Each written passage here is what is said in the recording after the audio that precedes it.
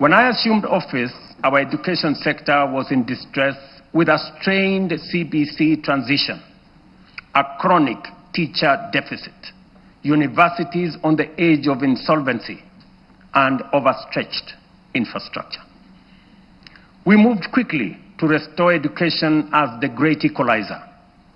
Through the student-centered funding model, scholarships and loans now follow need and merit, placing the learner at the center. Nearly 500,000 students have already benefited from this model.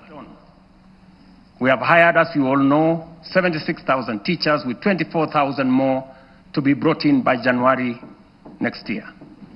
That will translate to 100,000 teachers in 3 years, an achievement unmatched in the history of our country. Together with the national government CDF, we have delivered 23,000 new classrooms and 1,600 laboratories are under construction. TVET has become the engine of practical skills.